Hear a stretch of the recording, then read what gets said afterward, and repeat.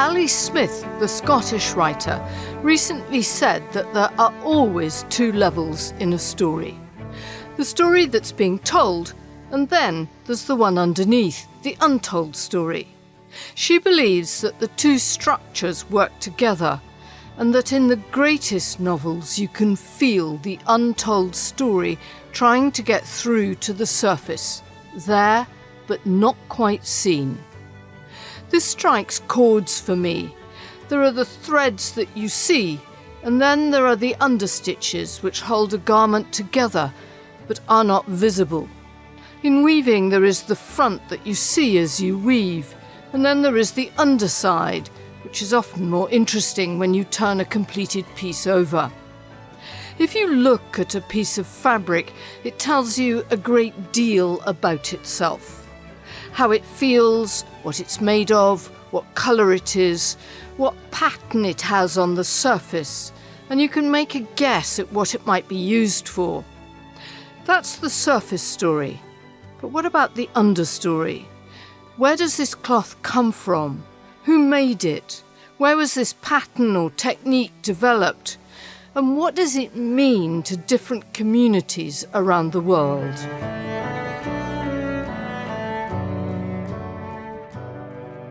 Welcome to Haptic and Hue. I'm Jo Andrews, and I'm a hand weaver interested in the different light textiles cast on our lives and communities. This third series is called The Chatter of Cloth.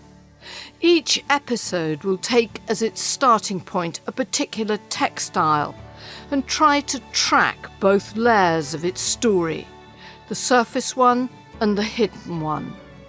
What it is and what it's used for, and then what road it has travelled and what it has come to mean in different societies, or just to the person who loves it. Cloth has always been one of the world's great migrants. Since humans discovered how to make textiles, cloth has travelled up and down the old Silk Road, across oceans as it passed from people to people, creating excitement and wonder as it went, and transferring new knowledge of all kinds.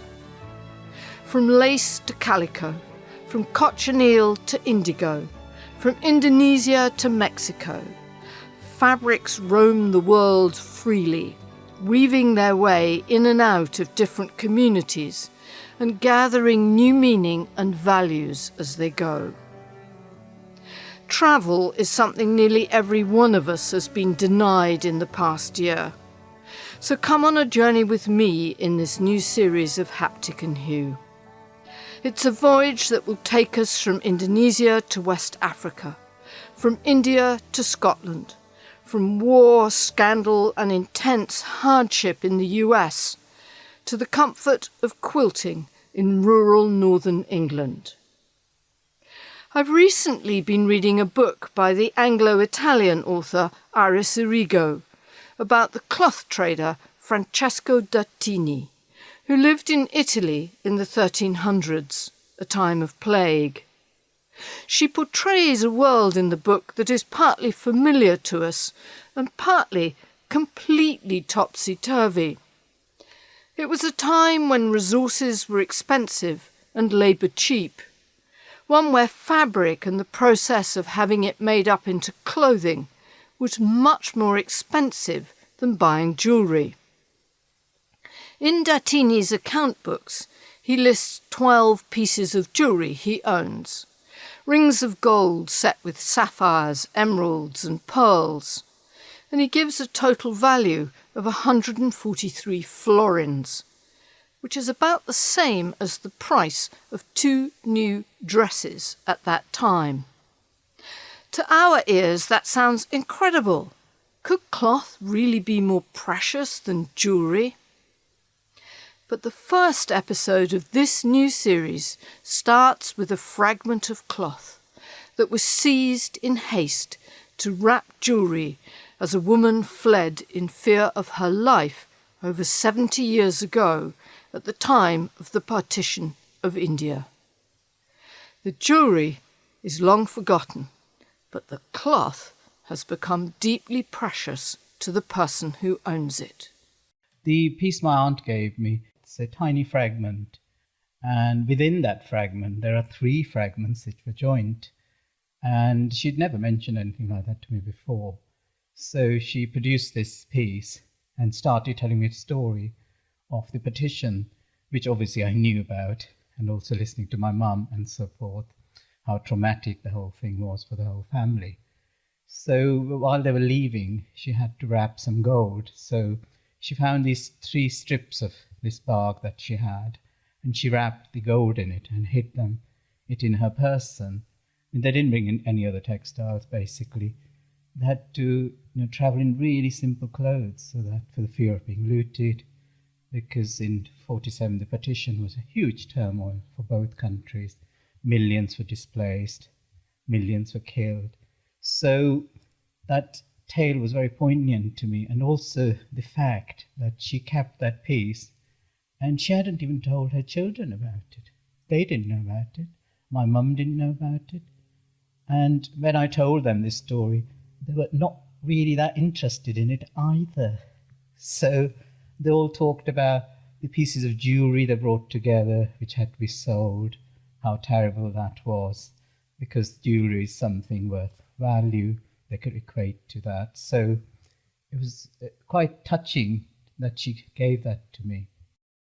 That's Karun Taka, and that small fragment of cloth is now part of one of the greatest collections of handmade textiles in the world today.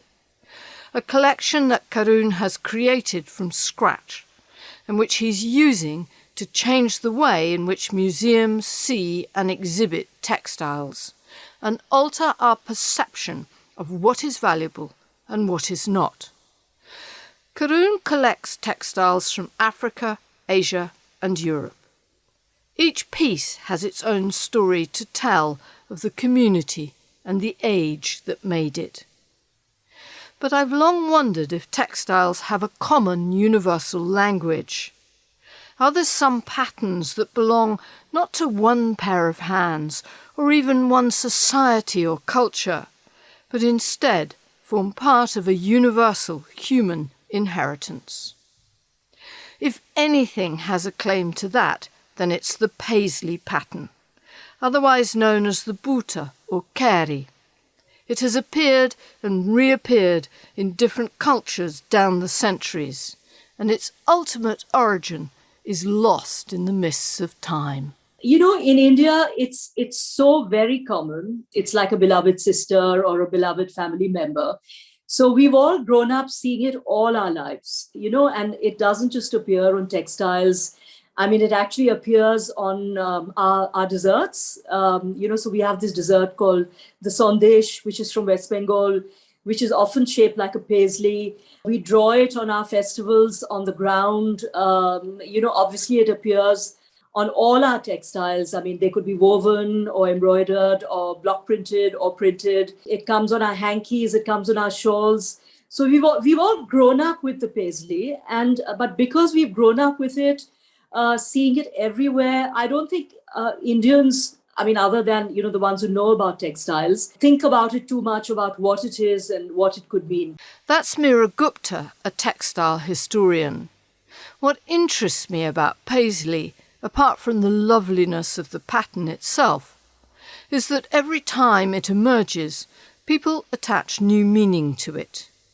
It ricochets down the centuries, changing all the way. First it's a tree of life, and then a symbol of fertility, then balance, the yin and the yang of life, before becoming part of courtly ritual in the Mughal Empire. And then it mutates into being the epitome of Victorian middle-class womanhood, before becoming a sign of the Wild West, the swinging 60s, and an insignia for gay men in San Francisco. It's hard to keep up with it.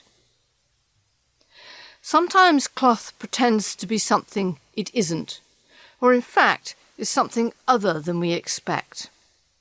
I've just read an article where a fashion editor says, "My favourite British brands have African origins."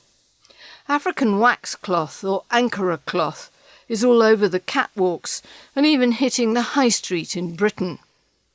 But even though this cloth didn't originate in Africa, and much of it even today isn't designed or made in Africa, and it doesn't use wax in its production process, and it certainly doesn't come from Ankara, but despite all of this, it has acquired a very African identity.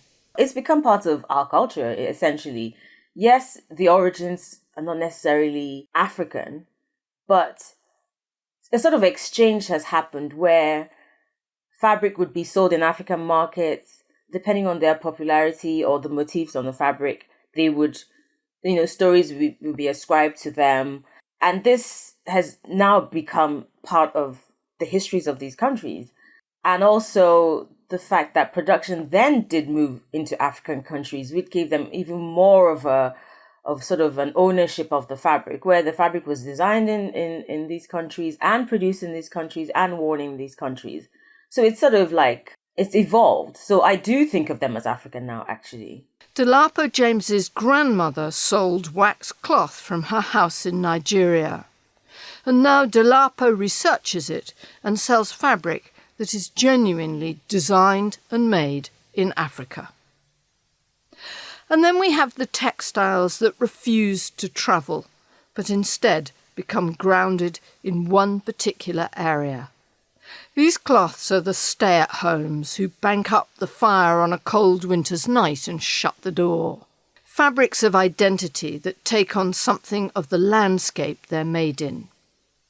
Whole cloth quilts from northern England are like this.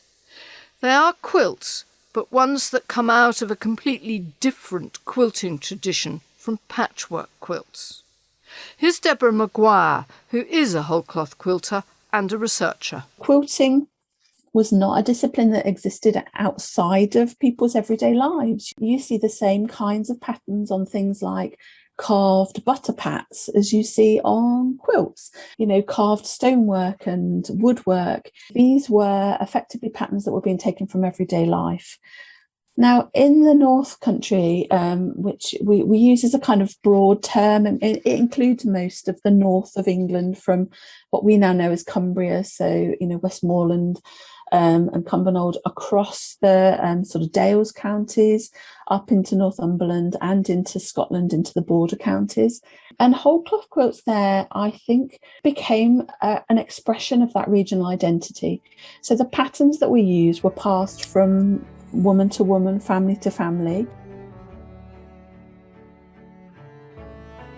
I hope you enjoy the new series and the trail of detection as we track the shifting meanings cloth and pattern acquire on each new shore where they wash up. For this series, Haptic and Hue has a new bookshop with all the textile books you've ever coveted in one place. Books mentioned in these episodes or show notes will be found at www.uk.bookshop.org/shop/Haptic and Hue.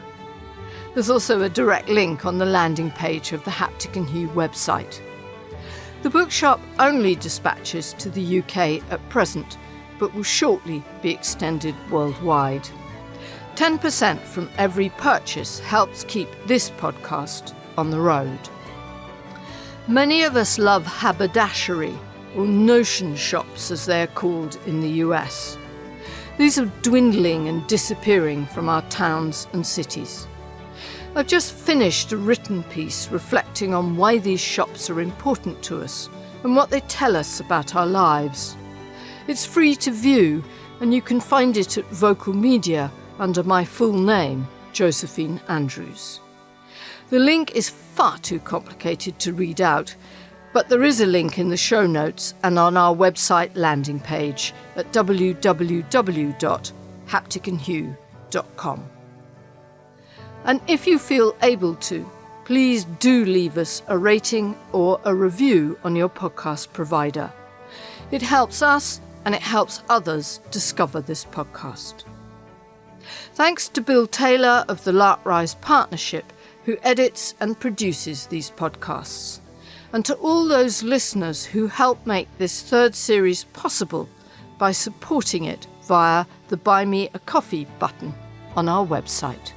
I look forward to your company, and thanks for listening. I'm going to leave you this time with a poem that was written by the American poet William Stafford. It's called simply The Way It Is. There's a thread you follow. It goes among things that change, but it doesn't change. People wonder about what you are pursuing. You have to explain about the thread, but it's hard for others to see. While you hold it, you can't get lost. Tragedies happen, people get hurt or die, and you suffer and get old.